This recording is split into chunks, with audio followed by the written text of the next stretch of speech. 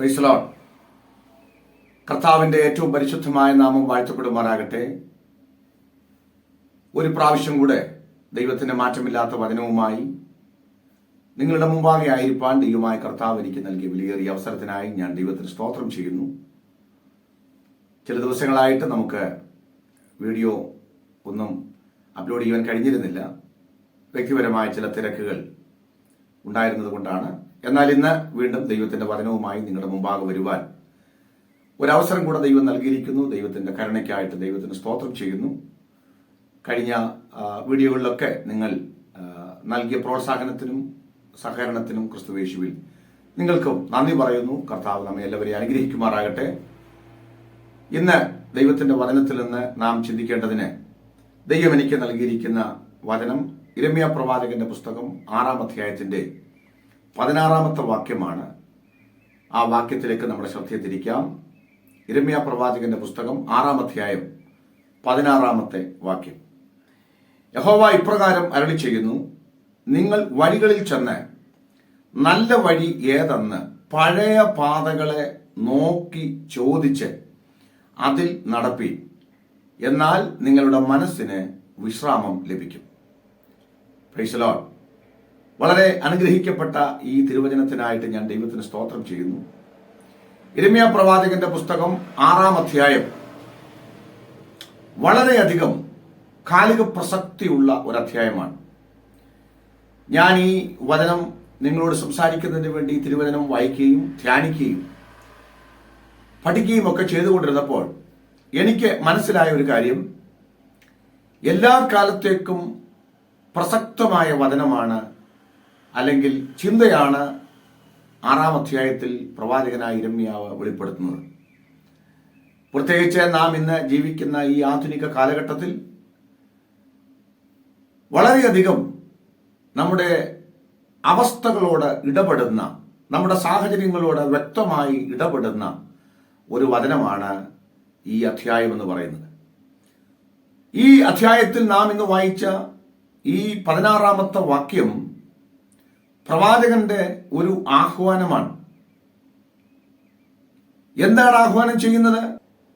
യഹോവ ഇപ്രകാരം അരുളി ചെയ്യുന്നു, നിങ്ങൾ വഴികളിൽ ചെന്ന് നല്ല വഴി ഏതെന്ന് പഴയ പാതകളെ നോക്കി ചോദിച്ച് അതിൽ നടപ്പി, എന്നാൽ നിങ്ങളുടെ മനസ്സിന് വിശ്രാമം ലഭിക്കും.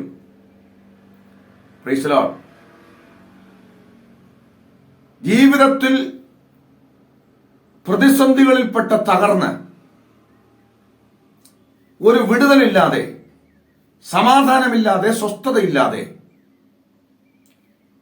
യാതൊരു വിധത്തിലും ഒരനുഗ്രഹം ലഭിക്കാതെ, സമാധാനം പ്രാപിക്കുവാൻ കഴിയാതെ, അസ്വസ്ഥമായ മനസ്സോടെ, നീറുന്ന മനസ്സോടെ, എന്തു ചെയ്യണമെന്നറിയാതെ കുഴങ്ങുന്ന ഒരു സമൂഹത്തോട് പ്രവാചകൻ വിളിച്ചു പറയുകയാണ്, നിങ്ങൾ ഇപ്പോൾ നടക്കുന്ന വഴികൾ അവസാനിപ്പിച്ച്, ഇപ്പോൾ നിങ്ങൾ ജീവിക്കുന്ന ജീവിത രീതി വിട്ട് പഴയ പാതകളെ നോക്കി നല്ല വഴി ഏതാണെന്ന് ചോദിച്ച് അതിൽ നടപ്പി, എന്നാൽ നിങ്ങളുടെ മനസ്സിന് വിശ്രാമം ലഭിക്കും. ഞാൻ പറഞ്ഞല്ലോ, വളരെ പ്രസക്തമായ ഒരു വചനമാണ്. ഈ ആധുനിക കാലഘട്ടത്തിൽ നാം ജീവിക്കുമ്പോൾ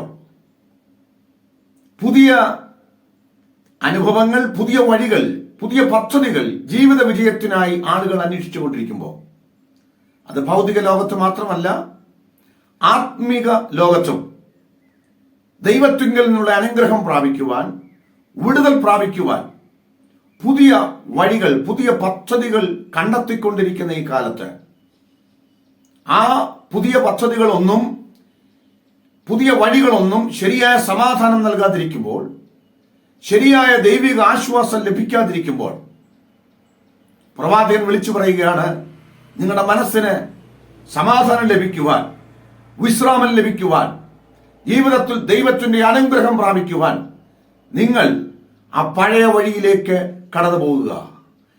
പാതകളെ നോക്കി, പഴയ പാതകളെ നോക്കി നല്ല വഴി ഏതാണെന്ന് ചോദിച്ച് അതിൽ നടന്നാൽ നിങ്ങളുടെ മനസ്സിന് വിശ്രാമം ലഭിക്കും.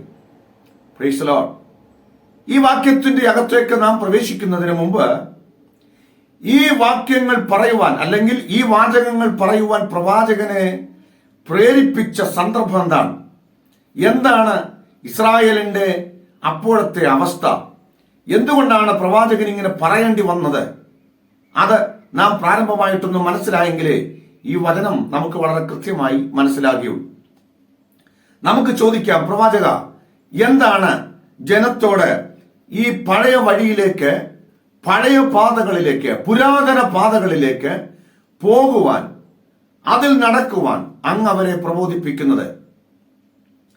അതിന്റെ കാരണമായി പ്രവാചകൻ നമ്മോട് പറയും, ഇപ്പോൾ നിങ്ങളായിരിക്കുന്ന പ്രതിസന്ധി അല്ലെങ്കിൽ ഇസ്രായേൽ ജനമായിരിക്കുന്ന പ്രതിസന്ധികളെ ചൂണ്ടിക്കാണിച്ചിട്ട് പറയും, ഈ പ്രതിസന്ധികൾ നിങ്ങൾക്ക് വന്നത് നിങ്ങളുടെ വഴികളിൽ, നിങ്ങൾ കണ്ടുപിടിച്ച വഴികളിൽ, നിങ്ങൾ സ്വയം ഉണ്ടാക്കി നിങ്ങൾ ഇപ്പോൾ നടന്നുകൊണ്ടിരിക്കുന്ന ഈ കുറുക്കു വഴികളാണ് നിങ്ങൾ ഈ പ്രതിസന്ധികൾ എത്തുവാനുള്ള കാരണം.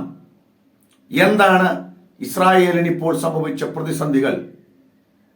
6-ാം അധ്യായത്തിന്റെ 1-ാമത്തെ വാക്യം ഇങ്ങനെ വായിക്കുന്നു, ബെന്യാമീൻ മക്കളെ, യെരുശലേമിന്റെ നടുവിൽ നിന്ന് ഓടിപ്പോകുവിൻ, തെക്കോവയിൽ കാഹളമൂതുവിൻ, ബെത്ത് ഹക്കേരേമിൽ ഒരു തീക്കുറി ഉയർത്തുവിൻ, വടക്കുനിന്ന് അനർത്ഥവും മഹാനാശവും കാണായി വരുന്നു.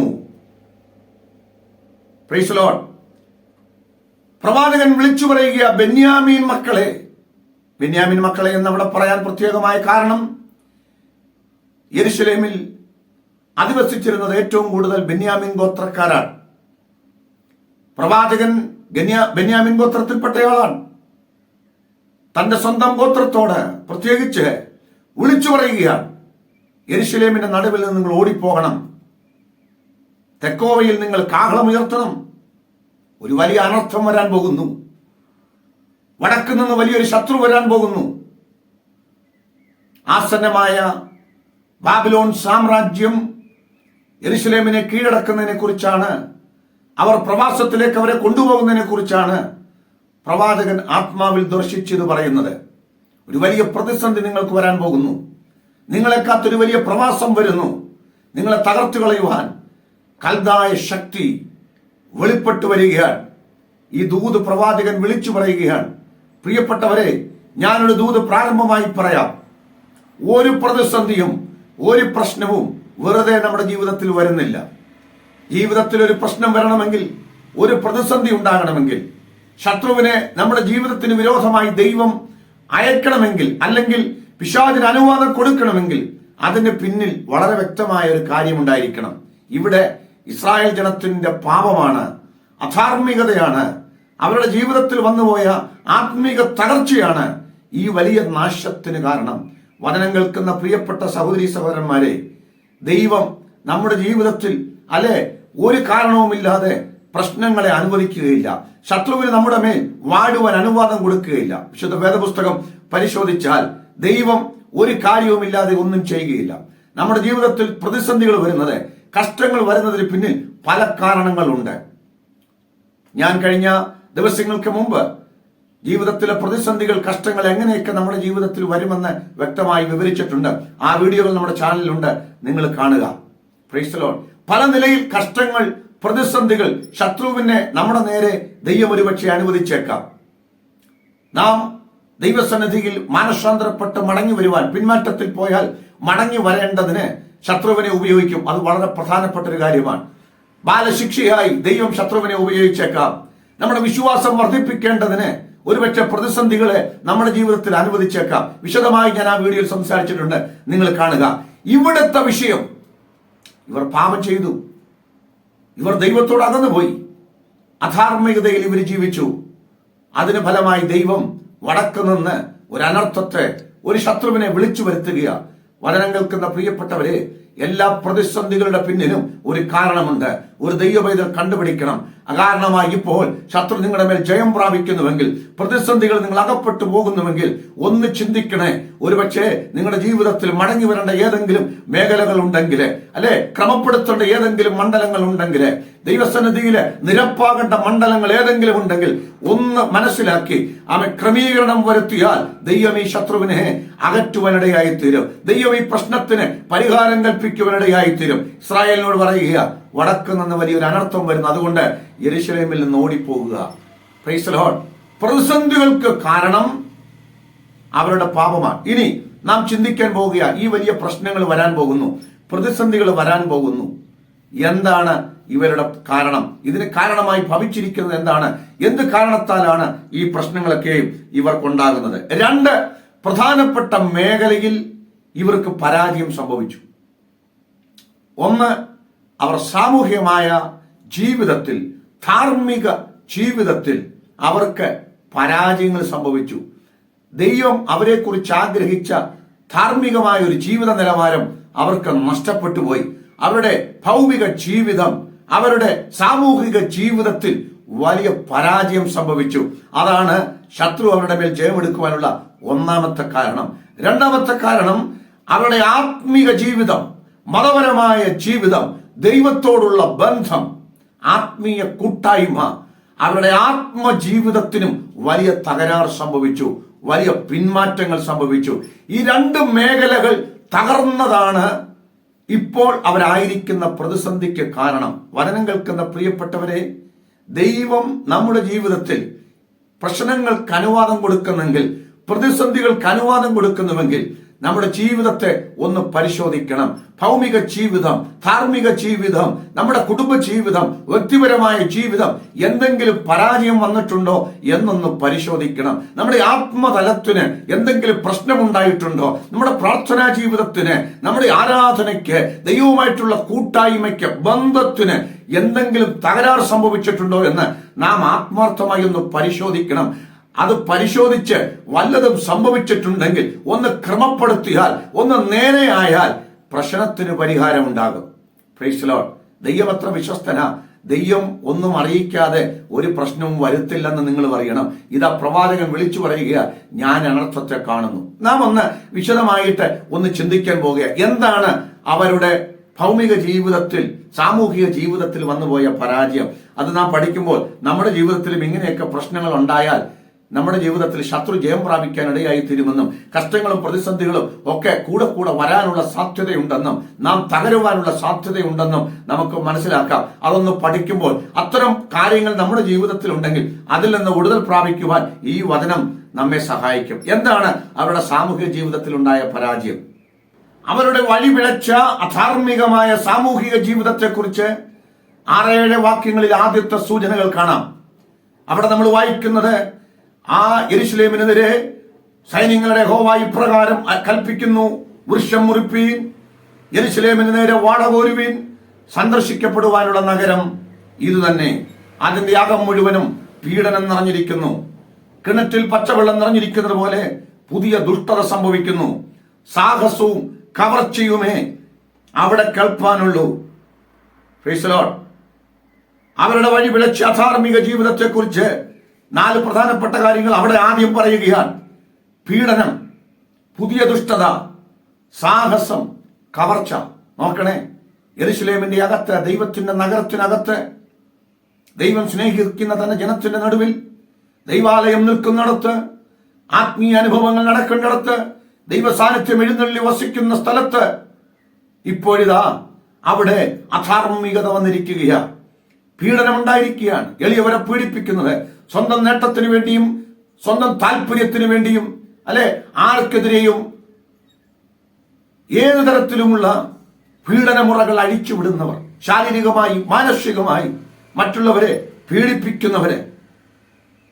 ദുഷ്ടതയെക്കുറിച്ച് അവിടെ എഴുതിയിരിക്കുന്ന പദം പുതിയ ദുഷ്ടത ചെയ്യുന്നവർ എന്ന് പറഞ്ഞാൽ ഓരോ ദിവസവും ദുഷ്ടത, പുതിയ പുതിയ ദുഷ്ടതകൾ വകഞ്ഞുണ്ടാക്കുന്നവർ, മറ്റുള്ളവരെ തകർക്കുന്നതിന് വേണ്ടി ഏത് സാഹസ പ്രവൃത്തികളും ചെയ്യുന്നവർ, കവർച്ച ചെയ്യുന്നവർ, അല്ലെ, അത് ഏത് വിധത്തിലൂടെയും മറ്റുള്ളവരുടെ അനുഗ്രഹങ്ങളെയും നന്മകളെയും സ്ഥാനങ്ങളെയും അല്ലെ അവർക്ക് ന്യായമായി ലഭിക്കേണ്ടതിനെയൊക്കെ കവർന്നു കളയുന്നവർ.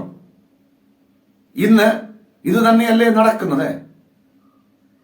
മറ്റുള്ളവർ എളിയവരെ പീഡിപ്പിക്കുന്നവർ, തങ്ങളുടെ നേട്ടത്തിനും തങ്ങളുടെ ലാഭത്തിനും വേണ്ടി ഏത് ദുഷ്ടതയും ചെയ്യുന്നവർ, ഏത് സാഹസ പ്രവൃത്തികളും ചെയ്യുന്നവർ,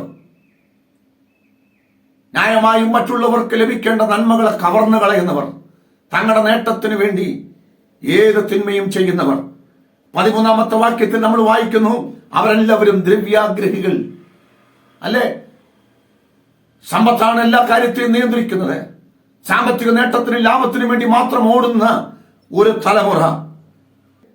തിമോഥെയോസിന് എഴുതിയ ലേഖനം 1 തിമോഥെയോസ് 6-ാം അധ്യായത്തിന്റെ 10-ാം വാക്യം പറയുന്നത് പോലെ ദ്രവ്യാഗ്രഹം സകലവിധ ദോഷത്തിനും മൂലമല്ലോ.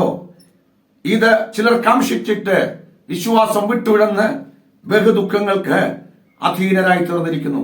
നോക്കേ, ദ്രവ്യാഗ്രഹികളായ ഒരു കൂട്ടം ആളുകൾ. 13-ാം വാക്യം വീണ്ടും പറയുന്നു, വ്യാജം പ്രവർത്തിക്കുന്നവർ. 28-ാം വാക്യത്തിൽ പറയുന്നത് അവർ മഹാമത്സരികൾ. 28-ാം വാക്യത്തിൽ തന്നെ മറ്റൊരു പ്രയോഗം, അവർ നുണ പറഞ്ഞു നടക്കുന്നു. നോക്കണേ, ദൈവത്തോട് മത്സരിക്കുന്നവർ, ദൈവവചനത്തോട് മത്സരിക്കുന്നവർ, ദൈവ കൽപ്പനകളോട് മത്സരിക്കുന്നവർ, ദൈവ ഇഷ്ടത്തോട് മറുത്തു മത്സരിക്കുന്നവർ.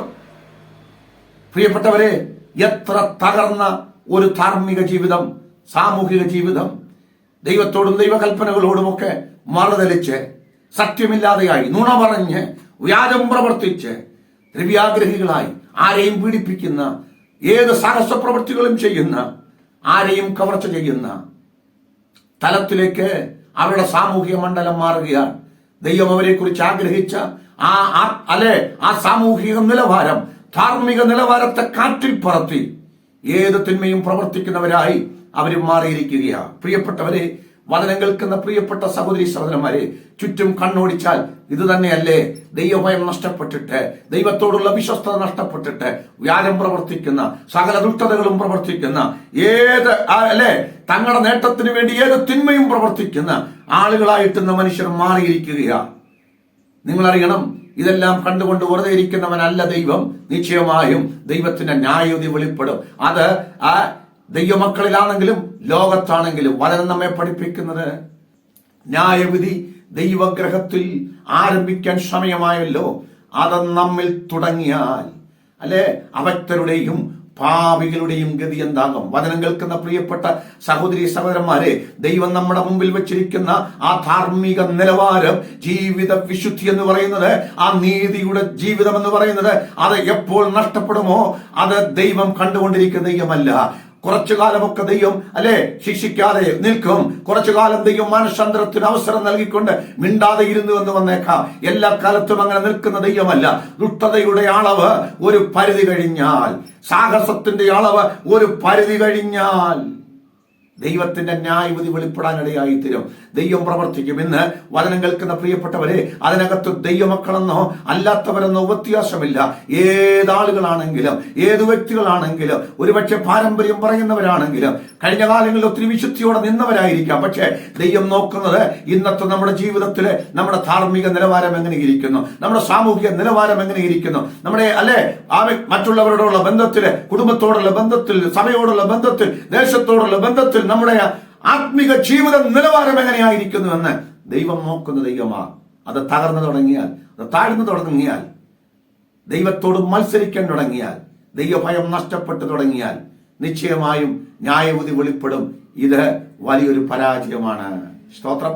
അവരുടെ അധപ്പതിച്ച സാമൂഹിക ജീവിതത്തെക്കുറിച്ചാണ്, ധാർമ്മിക ജീവിതത്തെക്കുറിച്ചാണ് ഞാൻ പറഞ്ഞത്. ഇന്ന് നമ്മോടുള്ള ബന്ധത്തിലും ഇത് വളരെ ശരിയാണെന്ന് തുറന്നു സമ്മതിക്കുന്നവർ സമ്മതിക്കും.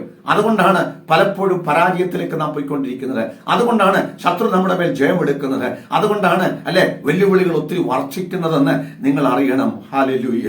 ഒന്നും മടങ്ങി വരുവാൻ നമുക്കിടയാകാം. അധപ്പതിച്ച ധാർമ്മിക ജീവിതത്തിന്, നീതിയില്ലാത്ത ജീവിതത്തിൽ നിന്ന്, സത്യസന്ധതയില്ലാത്ത ജീവിതത്തിൽ നിന്ന് നമുക്കൊന്ന് മടങ്ങി വരാം. കർത്താവ് നമുക്ക് വേണ്ടി പ്രവർത്തിക്കട്ടെ. രണ്ടാമത്തെ ഭാഗം എന്ന് പറയുന്നത് അവരുടെ തകർന്ന ആത്മജീവിതമാണ്. എന്താണ് അവരുടെ തകർന്ന ആത്മജീവിതം? 10-ാം വാക്യത്തിൽ നമ്മൾ ഇങ്ങനെ വായിക്കുന്നു. യിരെമ്യാ പ്രവചനം 6-ാം അധ്യായത്തിന്റെ 10-ാമത്തെ വാക്യം, അവർ കേൾപ്പണ്ടക്കവണ്ണം ഞാൻ ആരോട് സംസാരിച്ച് സാക്ഷീകരിക്കേണ്ടു? അവരുടെ ചെവിക്ക് പരിച്ഛേദന ഇല്ലായകയാൽ ശ്രദ്ധിക്കാൻ അവർക്ക് കഴിഞ്ഞില്ല. യഹോവയുടെ വചനം അവർക്ക് നിന്നയായിരിക്കുന്നു, അവർക്കതിൽ ഇഷ്ടവും ഇല്ല. ഇസ്രായേലിന്റെ അധപ്പതിച്ച വഴിതെറ്റിയ ഭൗതിക ജീവിതത്തെക്കുറിച്ച്, അല്ലെങ്കിൽ അവരുടെ ധാർമ്മിക ജീവിതത്തെക്കുറിച്ച് നമ്മൾ സംസാരിച്ചു. രണ്ടാമത്തെ ഭാഗം എന്ന് പറയുന്നത് അവരുടെ ആത്മജീവിതമാണ്, മതപരമായ ജീവിതമാണ്. നമുക്കൊരു കാര്യം അറിയാം, ഈ ആത്മജീവിതവും ഭൗമിക ജീവിതവും തമ്മിൽ ബന്ധപ്പെട്ട് കിടക്കുകയാണ്. ഈ ഭൗമമണ്ഡലം ഇത്രയും തകർന്നതിന്റെ യഥാർത്ഥ കാരണം ആത്മമണ്ഡലത്തിലെ തകർച്ചയാണ്. ആത്മീകത ശരിയായാൽ ഭൗമമണ്ഡലം, അല്ലെങ്കിൽ നമ്മുടെ ഭൗമിക ജീവിതം ശരിയാവും, നമ്മുടെ ധാർമ്മിക ജീവിതം ശരിയാവും, നമ്മുടെ സാമൂഹിക ജീവിതം ശരിയാവും, നമ്മുടെ കുടുംബ ബന്ധങ്ങൾ ശരിയാകും. എല്ലാ തരത്തിലും നാം നീതിയിലേക്ക് നടത്തപ്പെടും. അപ്പോൾ ഇതിന്റെ അടിസ്ഥാന കാരണം അവിടെ പറയുകയാണ്. എന്തുകൊണ്ടാണ് ഇവരിങ്ങനെ ഈ ധാർമ്മിക ജീവിതത്തിൽ അധപ്പതിച്ചത്? ഫോഷ്ക്ക് പറയുന്നവരായി, ഇവരുടെ ജീവിതത്തിൽ മത്സരികളായി, ഏത് കുറ്റവും ചെയ്യുന്ന നിലയില് സ്വന്തം നേട്ടത്തിന് വേണ്ടി ഏത് തിന്മയും പ്രവർത്തിക്കുന്ന അധപ്പതിച്ച ഒരു സാമൂഹ്യ ജീവിതത്തിലേക്ക് ഇവർ വന്നത് എന്തുകൊണ്ടാണെന്ന അടിസ്ഥാന പ്രശ്നം പ്രവാചകൻ പറയുകയാണ്. അതവരുടെ ആത്മജീവിതത്തിൽ വന്നുപോയ അധപ്പതനമാണ്, തകർച്ചയാണ്. 10-ാം വാക്യം നാം ഇങ്ങനെയാണ് വായിച്ചത്: അവർക്ക് ദൈവവചനത്തോട് താല്പര്യമില്ല, അവർ വചനത്തെ അവർ ശ്രദ്ധിച്ചില്ല, വചനത്തെ അവർ നിന്നയായി കണക്കുകൂട്ടി, അതവർക്ക് ഇഷ്ടവുമല്ല. Price the Lord. വളരെ ദുഃഖകരമായ, സങ്കടകരമായ പ്രസ്താവനയാണ് പ്രവാചകൻ പറയുന്നത്, അല്ലെ? 3 പ്രധാനപ്പെട്ട കാര്യം വചനത്തോടുള്ള ബന്ധത്തിൽ പറയുകയാണ്. 1, അവർ വചനം ശ്രദ്ധിച്ചില്ല. പ്രിയപ്പെട്ടവരെ, വചനം ശ്രദ്ധിച്ചില്ല ഗുരുതരമായ ഒരു പ്രശ്നമാണ്. കേൾക്കാഞ്ഞിട്ടല്ല, ദൈവം അവരോട് വ്യക്തമായി കൃത്യമായി സംസാരിച്ചതാ. ഒരു വ്യക്തിയോട് ഏറ്റവും കൃത്യമായി വ്യക്തമായി സംസാരിക്കുവാൻ ദൈവത്തിനറിയാം. ദൈവത്തിന് മാത്രമേ എല്ലാവരുടെയും അവസ്ഥയറിഞ്ഞ് നിലവാരമറിഞ്ഞ് സംസാരിക്കാൻ അറിയുകയുള്ളൂ. ദൈവം പറഞ്ഞാൽ എല്ലാവർക്കും മനസ്സിലാകേണ്ടതാ. കാരണം അത്ര വ്യക്തമായി കൃത്യമായി ജനത്തോട് സംസാരിക്കുവാൻ ദൈവത്തിന് കഴിയും. നിങ്ങൾ അറിയണം, മനുഷ്യനോട് മാത്രമല്ല, ഈ ഭൂമിയിലെ ഏത് ജീവജാലത്തോടും ദൈവം സംസാരിക്കും. നമുക്കറിയാം, ദൈവം മഹാമത്സ്യത്തോട് സംസാരിച്ചവനാ. യോനയുടെ കഥയിൽ, ചരിത്രത്തിൽ നമുക്കറിയാം. ആ മത്സ്യം ദൈവശബ്ദം കേട്ട് വാ പിളർന്ന് യോനയെ വിഴുങ്ങാൻ വന്ന് കിടക്കുക. ആ മത്സ്യത്തിന് ദൈവം പറഞ്ഞത് എന്താണെന്ന് മനസ്സിലായി, അല്ലേ? ആവണക്കിനെ കുത്തിക്കളയുവാൻ ഒരു പുഴുവിനോട് ദൈവം സംസാരിക്കുക. പുഴുവിന് ദൈവശബ്ദം മനസ്സിലായി. പ്രവാചകനായ ഏലിയാവ്, ഇതാ അവന്റെ ക്ഷാമകാലത്ത് അവനെ പോറ്റേണ്ടതിന് അവൻ അപ്പം കൊണ്ടു കൊടുക്കുവാൻ, ഇറച്ചി കൊണ്ടു കൊടുക്കുവാൻ ദൈവം കാക്കയോട് കൽപ്പിക്കുക. Praise the Lord. പ്രിയപ്പെട്ട സഹോദരി സഹോദരന്മാരെ, ഒരു വലിയ രഹസ്യം, സങ്കടകരമായ ഒരു സത്യം ഞാൻ നിങ്ങളോട് പറയാം. ലോകത്തിലെ സകല ജീവവർഗവും ദൈവശബ്ദം കേട്ടാൽ അവർക്ക് മനസ്സിലാകുമെന്ന് മാത്രമല്ല, അവർ വളരെ കൃത്യമായി അനുസരിക്കും. ഈ പ്രപഞ്ചം മുഴുവൻ ദൈവശബ്ദം കേൾക്കുന്നു. ദൈവശബ്ദത്തെ ഇന്ന് ഞാൻ ഈ വചനം പറയുമ്പോഴും അനുസരിച്ചുകൊണ്ടിരിക്കുന്നു. കർത്താവ് വരുവോളം ദൈവത്തിന്റെ ആജ്ഞകളെ അനുസരിക്കും. ഈ ലോകം ദൈവം ഇതിന് അവസാനം നിശ്ചയിക്കുന്നതുവരെയും ഈ പ്രപഞ്ചം ഇങ്ങനെ ദൈവശബ്ദത്തെ അനുസരിച്ചുകൊണ്ടേയിരിക്കും. വചനം കേൾക്കുന്ന പ്രിയപ്പെട്ടവരെ, ദൈവത്തിന്റെ സ്വരൂപത്തിലും സാദൃശ്യത്തിലും സൃഷ്ടിക്കപ്പെട്ട മനുഷ്യന് മാത്രം ദൈവശബ്ദം അനുസരിക്കുവാൻ വയ്യ. കേട്ടിട്ടും അവർ കേൾക്കാത്തവരായി മാറും. ഇവിടെ പ്രവാചകൻ പറയുകയാണ്, അവർ ദൈവശബ്ദത്തെ ശ്രദ്ധിച്ചില്ല. എത്ര അപകടകരമായ ഒരു സ്ഥിതിവിശേഷമാണ്. ഇന്ന് ദൈവസഭയിലേക്ക് നോക്കിക്കേ, ദൈവജനത്തോട് നോക്കിക്കേ, ഈ സമൂഹത്തിലേക്ക് നോക്കിക്കേ. ഇത് തന്നെയല്ലേ ഇന്നത്തെ ഏറ്റവും പ്രശ്നം? ദൈവശബ്ദത്തെ കേൾക്കുവാൻ ആൾക്കാർക്ക് മനസ്സില്ല, ദൈവവചനത്തിന് താല്പര്യമില്ല. സഭയിൽ ആരാധിക്കാൻ ഒരു പക്ഷേ ആൾ കണ്ടേക്കാം, കൈയടിക്കാൻ ആൾ കണ്ടേക്കാം, പക്ഷെ വചനം കേൾക്കുവാൻ, വചനം ശ്രദ്ധിക്കുവാൻ ആളില്ല. അപ്പോൾ ആളുകൾ മറ്റു ബിസിനസ്സിലേക്ക് ഏർപ്പെടുകയാണ്. വചനം കേൾക്കുന്ന പ്രിയപ്പെട്ട സഹോദരി സഹോദരന്മാരെ, നിങ്ങൾ വചനത്തെ ഉപേക്ഷിക്കരുത്. ദൈവശബ്ദം കേൾക്കണം. തിരുവെഴുത്ത് നമ്മോട് പറയുന്നത് പോലെ, ഇന്ന് നിങ്ങൾ അവന്റെ ശബ്ദം കേൾക്കുന്നുവെങ്കിൽ മരുഭൂമിയിലെ മസാനാളിൽ എന്ന പോലെ നിങ്ങളുടെ ഹൃദയത്തെ കഠിനമാക്കരുത്. ദൈവശബ്ദം ശ്രദ്ധിക്കാതിരിക്കുന്നത് ഏറ്റവും വലിയ അപകടമാണ്. ഇത് വാണിംഗ് സിഗ്നലുകളാണ് ദൈവം നമുക്ക് തരുന്നത്, അല്ലേ? നമ്മുടെ അനുഗ്രഹത്തിന്റെ വചനമാണ് പറയുന്നത്, നമ്മെ നിത്യതയിൽ കൊണ്ടെത്തിക്കുന്ന വചനമാണ്. വചനം ശ്രദ്ധിക്കാതിരുന്നാൽ അപകടത്തിലേക്ക് നമ്മൾ സഞ്ചരിക്കും. നമുക്ക് മടങ്ങി വരാം. ദൈവശബ്ദം നമുക്ക് കേൾക്കാം. രണ്ടാമത്തെ കാര്യം വചനത്തെക്കുറിച്ച് പറയുന്നത് വചനം അവർക്ക് നിന്നയായി. പ്രിയപ്പെട്ടവരെ, വചനം നിന്നയായി മാറരുത്. ഇത് അനുഗ്രഹിക്കുന്ന വചനമാ, വിടുവിക്കുന്ന വചനമാ, നമ്മളെ മുന്നോട്ട് നയിക്കുന്ന വചനമാ. ഈ വചനം നമുക്ക് നിന്നയല്ല, ഇത് അനുഗ്രഹമായി മാറണം. വചനം നമുക്ക് അനുഗ്രഹമായി മാറണം. തിരുവെഴുത്ത് പറയുന്നത് പോലെ അപ്പത്തിനായുള്ള വിശപ്പല്ല, വെള്ളത്തിനായുള്ള ദാഹമല്ല, എന്റെ വചനത്തിനായുള്ള വിശപ്പും ദാഹവും അയക്കുന്ന നാളുകൾ വരുന്നു എന്ന് വചനം പറയുന്നത് പോലെ നമുക്ക് കർത്താവിനോട് പറയാം, കർത്താവേ, അങ്ങയുടെ വചനം ഞങ്ങൾക്ക് അനുഗ്രഹത്തിനായി മാറട്ടെ. ആ വചനത്തെക്കുറിച്ചുള്ള വിശപ്പും ദാഹവും ഞങ്ങൾക്ക് നൽകണമേ എന്ന് നമുക്ക് ദൈവത്തോട് ആത്മാർത്ഥമായി പ്രാർത്ഥിക്കാം. സ്തോത്രം. 10-ാം വാക്യം പറയുന്നത് വചനത്തെ അവർ ഇഷ്ടപ്പെട്ടില്ല. അവർക്ക് വചനത്തെ മടുപ്പായി തുടങ്ങി. വചനത്തെ അവർ സ്നേഹിച്ചില്ല. വചനത്തോട് അവർക്ക് താല്പര്യമില്ല. പ്രിയപ്പെട്ടവരെ, തേനിലും തെൻകട്ടയിലും മധുരമുള്ള വചനം, ആ വചനത്തെ ഇഷ്ടപ്പെടുന്ന ഒരു ദൈവ പൈതൽ അനുഗ്രഹിക്കപ്പെടാൻ തുടങ്ങും. ഇന്ന് ഞാൻ പറഞ്ഞല്ലോ, ദൈവസഭയിൽ വചനത്തിന് സ്ഥാനമില്ല. സ്തോത്രം. എല്ലാത്തിനും അതിൻ്റെതായ സ്ഥാനം ഉണ്ടായിരിക്കണം. ആരാധനയ്ക്ക് സ്ഥാനമുള്ളതുപോലെ തന്നെ തിരുവെഴുത്തിന് സ്ഥാനം ഉണ്ടായിരിക്കണം. മറ്റെല്ലാ കാര്യപരിപാടികൾക്കും അതിൻ്റെതായ സമയം വേർതിരിക്കണം. തിരുവെഴുത്തിനും ഏറ്റവും പ്രധാനപ്പെട്ട സമയം ഉണ്ടായിരിക്കണം. പലയിടത്തും വചനത്തിന്റെ സ്ഥാനം പോയിരിക്കുക. തിരുവെഴുത്തിന് സ്ഥാനമില്ല. യഥാർത്ഥ വചനം ജനത്തിന് കൊടുക്കപ്പെടുന്നില്ല. അതുകൊണ്ട് എന്ത് സംഭവിക്കുന്നറിയാമോ? വചനത്തെ പുറകിലെറിഞ്ഞത് കൊണ്ട് ഇതാ വലിയ പ്രതിസന്ധി വരിക, വലിയ പ്രശ്നങ്ങൾ വരിക. അപ്പൊ ആത്മജീവിതത്തിലെ തകർച്ച എന്ന് പറയുന്നത് വചനത്തെ ഉപേക്ഷിച്ചു എന്നുള്ളതാണ് ഏറ്റവും പ്രധാനപ്പെട്ട കാര്യം. അടുത്തത് നമുക്കെല്ലാം അറിയാവുന്നതുപോലെ ആരാധനയാണ്. ആരാധനയിൽ ഇസ്രായേൽ പരാജയപ്പെട്ടു. എന്താണ് ഇസ്രായേലിന് ആരാധനയിൽ വന്നുപോയ പരാജയം? 20-ാമത്തെ വാക്യം നമുക്ക് വായിക്കാം. എന്താണ് ആരാധനയിൽ അവർക്ക് വന്ന പരാജയം? അതിന്റെ 20-ാമത്തെ വാക്യം നാം ഇങ്ങനെ വായിക്കുന്നു: ശബയിൽ നിന്ന് കുന്തിരിക്കവും ദൂരദേശത്ത് നിന്ന് വയമ്പും എനിക്ക് കൊണ്ടുവരുന്നത് എന്തിന്? നിങ്ങളുടെ ഹോമയാഗങ്ങളിൽ എനിക്ക് പ്രസാദമില്ല, നിങ്ങളുടെ ഹനനയാഗങ്ങളിൽ എനിക്ക് ഇഷ്ടവുമില്ല. പ്രവാചകൻ ഒരു വലിയ യാഥാർത്ഥ്യം പറയുകയാണ്. ഇവര് ദൈവസന്നിധിയിൽ ദൂരദേശത്തു നിന്നൊക്കെ, പ്രത്യേകിച്ച് ശബയിൽ നിന്ന് കുന്തിരിക്കവും ദൂരദേശത്തു നിന്ന് വയമ്പും കൊണ്ടുവരിക. ആരാധനയ്ക്കു വേണ്ടി ദൈവത്തിനു വിശേഷപ്പെട്ട വസ്തുക്കൾ കൊണ്ടുവരിക.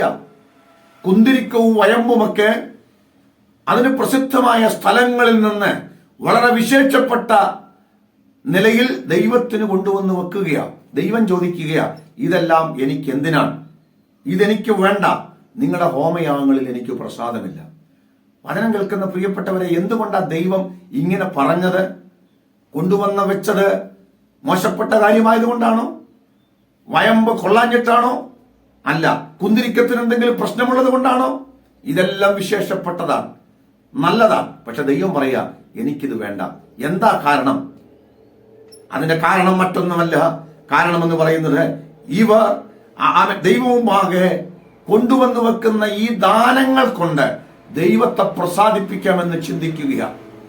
ജീവിതം ശരിയാക്കാതെ, ജീവിതത്തിന് വ്യത്യാസം വരാതെ, ഞാൻ നേരത്തെ പറഞ്ഞതുപോലെ സാമൂഹിക ജീവിതം മുഴുവൻ പരാജയം, ദുഷ്ടത, പീഡനം, കവർച്ച, അല്ലെ ഭോഷ്ക്, ജീവിതം മുഴുവൻ തകർന്നു കിടക്കുക.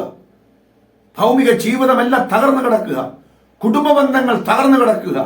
പരസ്പരമുള്ള ബന്ധങ്ങളെല്ലാം തകർന്നു. നീതിനഷ്ടമായ ഒരു ജീവിതം. പോരാ, വചനം വേണ്ട, വചനത്തോട് താല്പര്യമില്ല, വചനം കേൾക്കാൻ ഇഷ്ടമില്ല, വചനത്തെ പുറകിലെറിഞ്ഞ് ഇതെല്ലാമായിട്ടും ഇതാ ദൈവസന്നിധിയിൽ വിശേഷ വസ്തുക്കൾ കൊണ്ടുവെക്കുക. ദൈവത്തോട് പറയുക, ഇതൊന്ന് സ്വീകരിച്ചിട്ട് ഞങ്ങളിലൊന്ന് പ്രസാദിക്കണം. പ്രിയപ്പെട്ടവരെ, നിങ്ങൾ അറിയേണ്ട ഒരു വലിയ യാഥാർത്ഥ്യം, നിങ്ങളിൽ പ്രസാദമുണ്ടാകുന്നില്ലെങ്കിൽ നിങ്ങൾ കൊണ്ടുവെക്കുന്ന ദാനം എത്ര വിലയേറിയതാണെങ്കിലും ദൈവത്തിന് അതിൽ പ്രസാദമില്ല. ഇന്ന് ദൈവസഭയിൽ ഉണ്ടായിരിക്കുന്ന ഏറ്റവും വലിയ പ്രതിസന്ധിയാ, ജീവിതം ശരിയാക്കിയില്ലെങ്കിലും, ജീവിതത്തിൽ സത്യസന്ധതയില്ലെങ്കിലും, ജീവിതത്തിൽ വിശുദ്ധിയുടെ മണ്ഡലമില്ലെങ്കിലും, ജീവിതത്തിൽ ക്രമം വന്നില്ലെങ്കിലും ആരാധനയും ദാനങ്ങളും ധർമ്മങ്ങളും കൊണ്ടുവന്ന് വെക്കുക. ലക്ഷങ്ങളും കോടികൾ കൊണ്ടുവന്ന് വെച്ചാലും വചനം പറയുന്നു, 1000 തൈല നദികളിൽ ഞാൻ പ്രസാദിക്കില്ല. പ്രിയപ്പെട്ടവരെ, നമ്മിലാണ് ദൈവത്തിന്റെ പ്രസാദം. അല്ലെ, നമ്മെ തന്നെ ദൈവത്തിന് അർപ്പിക്കാൻ കഴിയുന്നില്ലെങ്കിൽ തിരുവെഴുത്ത് പറയുന്നത് പോലെ നിങ്ങളുടെ ശരീരങ്ങളെ ജീവനും വിശുദ്ധിയും ദൈവത്തിന് പ്രസാദവുമുള്ള യാഗമായി സമർപ്പിക്കാൻ നിങ്ങൾക്ക് കഴിയുന്നില്ലെങ്കിൽ നിങ്ങൾ എത്ര ദാനങ്ങൾ, എത്ര പണം, എത്ര ഭൗതികമായ കാര്യങ്ങൾ ദൈവത്തിന് മുമ്പിൽ വച്ചാലും ദൈവം അതിൽ പ്രസാദിക്കില്ല. ഇന്നത്തെ ഏറ്റവും വലിയ അപകടം ഇതാണ്. ദാനങ്ങൾ കൊടുത്ത് ദൈവത്തെ പ്രസാദിപ്പിക്കുവാൻ തീരുമാനിക്കുന്നവർ അധപ്പതിച്ച ധാർമ്മികത, അധപ്പതിച്ച ആത്മനിലവാരം, അധപ്പതിച്ച ആത്മമണ്ഡലം. ദൈവം പറയുക, ഇത് കണ്ടിട്ട് ദൈവം പറയുക, ഇല്ല, ഈ വഴികളിൽ ഞാൻ പ്രസാദിക്കില്ല. ഇത് തെറ്റായ വഴിയാണ്, ഇത് തെറ്റായ വഴിയാണ്, ഇത് അശുദ്ധമായ വഴിയാണ്, ഇത് നിങ്ങളുടെ സ്വാർത്ഥതയുടെ വഴിയാണ്. ഈ വഴിയിൽ എനിക്ക് പ്രസാദമില്ല. നിങ്ങൾ പഴയ വഴിയിലേക്ക് മടങ്ങി വരിക. Praise Lord. ആത്മനിലവാരം തകർന്നു. പ്രിയപ്പെട്ടവരെ, ഈ ആത്മനിലവാരത്തിന്റെ തകർച്ചയുടെ മറ്റൊരു ഭാഗം കൂടെ പറഞ്ഞ് ഞാൻ ആ ഭാഗം അവസാനിപ്പിക്കാം. എന്താണ്? നാം ഇങ്ങനെയാണ് വായിക്കുന്നത്. 14-ാമത്തെ വാക്യം വീണ്ടും നമുക്ക് വായിക്കാം. 14-ാമത്തെ വാക്യം ഇങ്ങനെ വായിക്കുന്നു: സമാധാനമില്ലാതിരിക്കെ സമാധാനം സമാധാനം എന്ന് പറഞ്ഞ് ജനത്തിന്റെ മുറിവിന് ലഘുവായി അവർ ചികിത്സിക്കുന്നു. 13-ാം വാക്യം: അവരൊക്കെയും ആബാലവൃത്തം ദ്രവ്യാഗ്രഹികളാകുന്നു. പ്രവാചകന്മാരും പുരോഹിതന്മാരും ഒരുപോലെ വ്യാജം പ്രവർത്തിക്കുന്നു. Price the Lord. അവരുടെ ആത്മമണ്ഡലത്തിൽ അവർ ചെയ്യുന്ന കാര്യങ്ങൾ ശ്രദ്ധിച്ചോ? ജനം പാപം ചെയ്യുന്നു. ധാർമ്മികമായി അവരുടെ ജീവിതം അധപ്പതിച്ചു. സത്യസന്ധതയില്ല, ദുഷ്ടത വന്നു, ജീവിതത്തിൽ ഒത്തിരി പ്രശ്നം വന്നു. വചനത്തെ പുറകിൽ ആത്മമണ്ഡലത്തിൽ ആത്മതലത്തിലും അവർക്ക് പരാജയം വന്നു. വചനത്തെ പുറകിൽ എറിഞ്ഞു. വചനം കേൾക്കാൻ താല്പര്യമില്ല, ഉപദേശം അനുസരിക്കുവാൻ താല്പര്യമില്ല. Price the Lord. ആരാധന ഇതാ ദാനങ്ങൾ കൊണ്ടുവച്ച് ദൈവത്തെ പ്രസാദിപ്പിക്കുന്നു.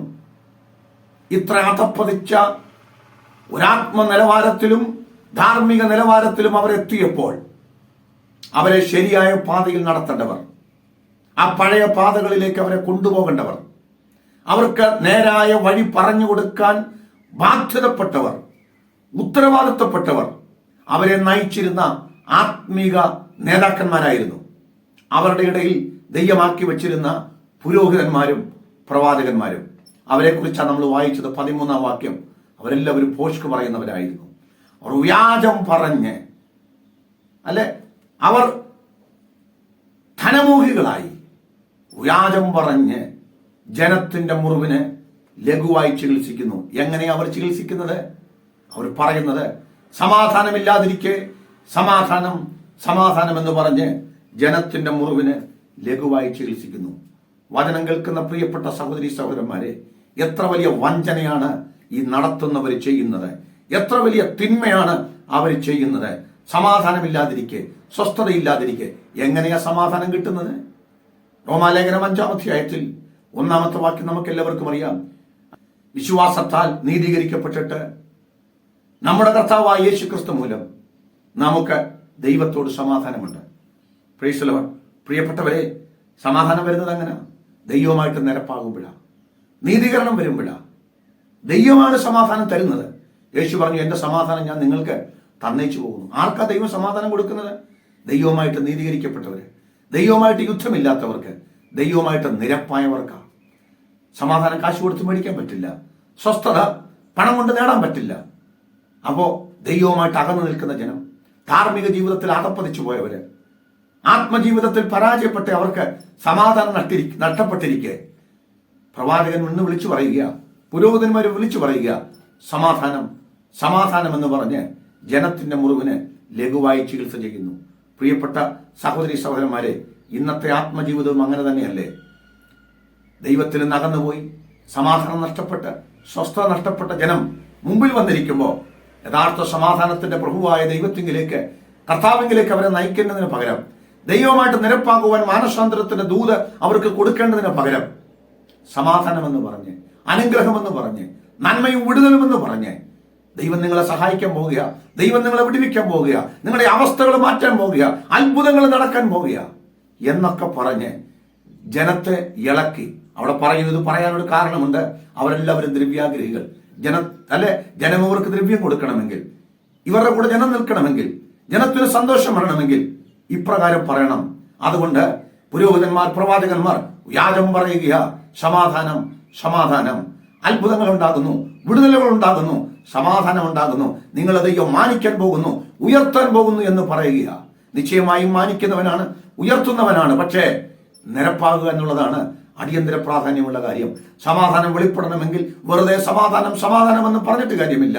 മടങ്ങി വരേണ്ട മണ്ഡലത്തിൽ മടങ്ങി വരണം. ധാർമ്മികമായി അധപ്പതിച്ച ജീവിതം നയിച്ചവര് ആ ധാർമ്മികമായ ജീവിതം വിട്ട് ദൈവത്തിങ്കിലേക്ക് നിരപ്പാകണം. അല്ലെ, ആത്മമണ്ഡലത്തിൽ വചനത്തെ പുറകിൽ കളഞ്ഞ ഒരാൾക്കും സമാധാനം ഉണ്ടാകത്തില്ല. ഉപദേശം അനുസരിക്കാത്ത ഒരു വ്യക്തിക്കും ദൈവസമാധാനം ഉണ്ടാകത്തില്ല. വചനത്തിലേക്ക്, ഉപദേശത്തിലേക്ക്, ദൈവകൃപയിലേക്ക് മടങ്ങി വരുന്നവർക്കാണ് ദൈവസമാധാനം ഉണ്ടാകുന്നത്. ഇതിനെക്കുറിച്ച് വിളിച്ചു പറയുന്നതിന് പകരം ഇതാ പ്രവാചകനും പുരോഹിതനും നിന്ന് വ്യാജം പറയുകയാണ്. സമാധാനം സമാധാനം സമാധാനം. Price the Lord. വിലാപങ്ങളുടെ പുസ്തകം 2-ാം അധ്യായത്തിന്റെ 14-ാം വാക്യം ഇങ്ങനെ പറയുന്നു: നിന്റെ പ്രവാചകന്മാർ നിനക്ക് ഭോഷത്വവും വ്യാജവും ദർശിച്ചിരിക്കുന്നു. അവർ നിന്റെ പ്രവാസം മാറ്റുവണ്ടക്കവണ്ണം നിന്റെ അകർത്യം വെളിപ്പെടുത്താതെ വ്യാജവും പ്രവാസകാരണമായ പ്രവാചകം ദർശിച്ചിരിക്കുന്നു. കണ്ടോ, അവിടെ എഴുതിയിരിക്കുന്നത് നിന്റെ പ്രവാചകന്മാർ വ്യാജം പ്രവചിക്കുക. എന്താണ്? നിന്റെ പ്രവാസം മാറ്റുവണ്ടക്കവണ്ണം നിന്റെ അകർത്യം വെളിപ്പെടുത്താതെ അവർ വ്യാജം പ്രവചിക്കുന്നു. പ്രിയപ്പെട്ട സഹോദരി സഹോദരന്മാരെ, ഇന്നും ഇത് തന്നെയല്ലേ സംഭവിക്കുന്നത്? നിങ്ങൾ നോക്കിക്കേ, എവിടെ കേൾക്കുന്ന പ്രസംഗവും എവിടെ കേൾക്കുന്ന ദൂതുകളും നല്ലൊരു ഭാഗവും അനുഗ്രഹത്തിന്റെയും വിടുതലിന്റെയും ദൂതുകൾ മാത്രം പറയുക.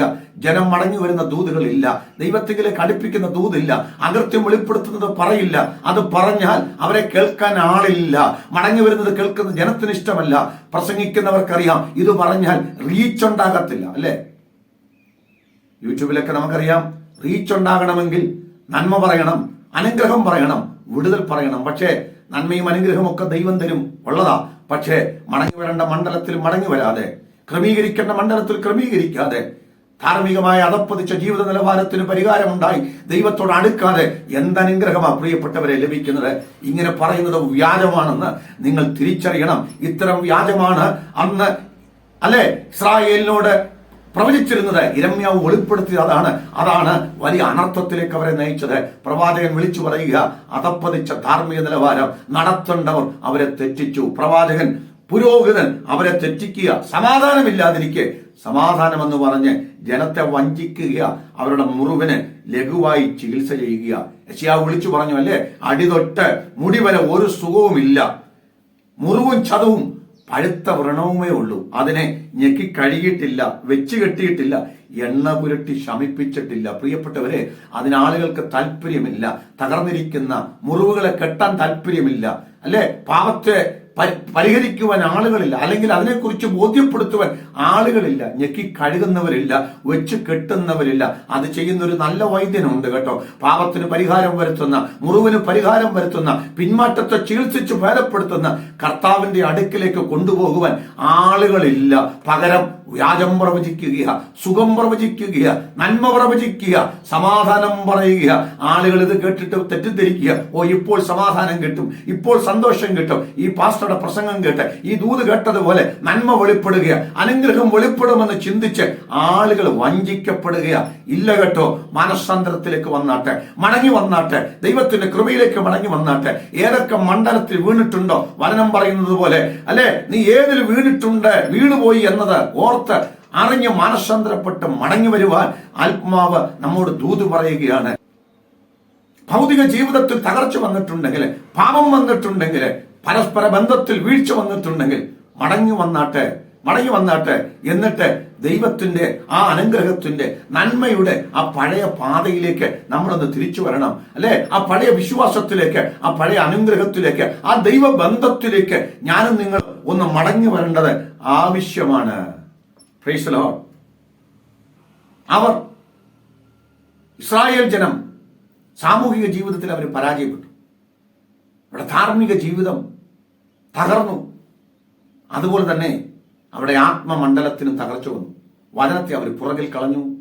ആരാധനയിൽ അവർ ദൈവത്തെ പ്രസാദിപ്പിക്കുവാൻ, ദാനങ്ങൾ കൊണ്ട് പ്രസാദിപ്പിക്കാനുള്ള പരിശ്രമം, ഇതെല്ലാം മറികടക്കുവാൻ, അല്ലെങ്കിൽ അവർക്ക് വന്നുപോയ പരാജയങ്ങളെയും അവർക്ക് വന്നുപോയ മുറിവുകളെയും അവർക്ക് വന്നുപോയ തകർച്ചകളെയും ഒക്കെ മൂടി വെച്ചുകൊണ്ട് അഭിനയിച്ചുകൊണ്ട് വ്യാജം പ്രസംഗിക്കുന്ന നടത്തിപ്പുകാർ, അത് കേട്ട് അല്ലെ ഒരു വ്യാജത്തിൽ ജീവിക്കുന്ന, താൽക്കാലികമായ മായക്കാഴ്ചയിൽ ജീവിക്കുന്ന ഒരു കൂട്ടം വിശ്വാസികളായി, ജനമായി ദൈവത്തിന്റെ സ്വന്തം ജനം അധപ്പതിച്ചു.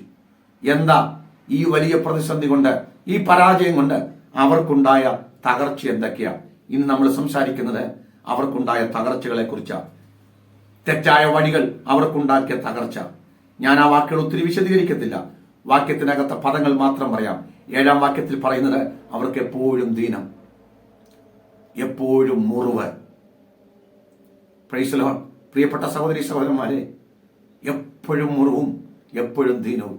പ്രതിസന്ധി ഒഴിഞ്ഞിട്ട് നേരമില്ല, പ്രശ്നം മാറിയിട്ടൊരു നേരമില്ല. ആളുകളോട് ചോദിച്ചാൽ അവർ പറയും എപ്പോഴും പ്രശ്നങ്ങളാ, എപ്പോഴും പ്രതിസന്ധിയാ. എന്താ കാരണം എന്നറിയാമോ? ചിലപ്പോ നമ്മുടെ ജീവിതത്തിൽ നാം ചില മണ്ഡലങ്ങളിൽ തകർന്നു പോയത് കൊണ്ടാണ്. ആത്മീകമായി നാം ദൈവം ആഗ്രഹിക്കുന്നത് പോലെ വളരാഞ്ഞത് കൊണ്ടായിരിക്കാം ഈ മുറിവ് മാറാതെ ഇങ്ങനെ നിൽക്കുന്നത്. ഈ പ്രശ്നങ്ങൾക്ക് ഒഴിവില്ലാതെ, ഈ പ്രതിസന്ധികൾക്ക് പരിഹാരമില്ലാതെ എപ്പോഴും ദിനവും മുറിവും ഒരുപക്ഷെ ഇതിന് കാരണമായിട്ട് ഇതായിരിക്കാം.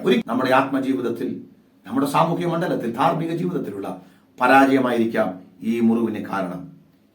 അവർക്കുണ്ടായ ഏറ്റവും വലിയ പരാജയം എപ്പോഴും അവർ മുറിവിൽ, അവർ ദീനത്തിൽ, പ്രതിസന്ധിയിൽ അവരുടെ ജീവിതം മുന്നോട്ട് പോവുകയാണ്. ഒരു വിടുതലും അവർക്ക് പ്രാപിക്കാൻ കഴിയുന്നില്ല. രണ്ടാമത്തെ കാര്യം, 8-ാം വാക്യത്തിൽ നമ്മൾ വായിക്കുന്നത് എന്റെ ഉള്ളം അവരിൽ നിന്ന് അകന്നുപോയി എന്ന് ദൈവം പറയുക. ദൈവ സാന്നിധ്യം നഷ്ടമായ അവസ്ഥ. പ്രിയപ്പെട്ടവരെ, സ്തോത്രം. പാപം ചെയ്താൽ ദൈവ സാന്നിധ്യം നിൽക്കില്ല. അധാർമികത വന്നാൽ ദൈവം കൂടെ നിൽക്കില്ല. ജീവിതത്തിൽ ആത്മമണ്ഡലത്തിൽ തകർന്നു പോയാൽ ആദ്യം നഷ്ടപ്പെടുന്നത് ആ ദൈവ സാന്നിധ്യമാണ്. എന്റെ ഉള്ളം അവരിൽ നിന്ന് അകന്നുപോയി. എത്ര വലിയ അല്ലെ തകർച്ചയാണ്. 8-ാം വാക്യം നമ്മൾ ഇങ്ങനെ വായിക്കുന്നത്, വീണ്ടും വായിക്കുന്നത് അനുഗ്രഹത്തിന് പകരം അവർ ശാപത്തിൽ അകപ്പെട്ടു എന്നാണ്. അവിടെ എഴുതിയിരിക്കുന്നു, ശൂന്യവും നിർജ്ജന പ്രദേശവുമായി തീരുവാനുള്ള സാധ്യതയിൽ അവരെത്തി.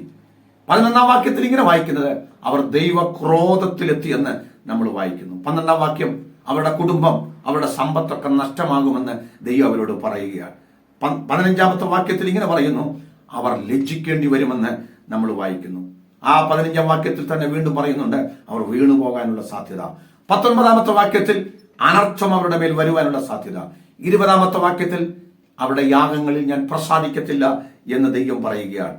21-ാം വാക്യം നാം വായിക്കുമ്പോൾ ഇങ്ങനെ വായിക്കുന്നു, ഇടർച്ചകൾ അവരുടെ മേൽ ഞാൻ വെക്കുമെന്ന് ദൈവം പറയുകയാണ്.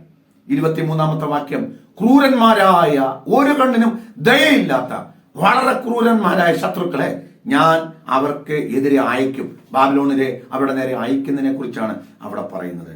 30-ാമത്തെ വാക്യം, അവസാന വാക്യത്തിൽ നമ്മളിങ്ങനെ വായിക്കുന്നത് അവർ മാറ്റില്ലാത്ത കറക്കൻ വെള്ളി എന്ന് പേരാകും. എന്ന് പറഞ്ഞാൽ ഉപയോഗശൂന്യമായ വെള്ളി പോലെ അവരായിത്തീരും. ഞാൻ ഈ കാര്യങ്ങളൊന്നും വിശദീകരിച്ചില്ല, നിങ്ങൾ ഈ വേദഭാഗം ഒന്ന് വായിച്ച് ധ്യാനിക്കണം. സ്തോത്രം. നാം ഒരു കാര്യം മനസ്സിലാക്കണം, നമ്മുടെ ജീവിതം ദൈവം ആഗ്രഹിക്കുന്ന നിലവാരത്തിൽ എത്തിയില്ലെങ്കിൽ അനുഗ്രഹത്തിന് പകരം വലിയ പ്രതിസന്ധിയിൽ നാം എത്തപ്പെടും. ഈ പ്രതിസന്ധിയിൽ എത്തപ്പെട്ട് നിൽക്കുന്ന ജനത്തോടാണ് ഇതാ പ്രവാചകന്മാർ വന്ന് പറയുന്നത് സമാധാനം, സമാധാനം, സമാധാനമെന്ന്.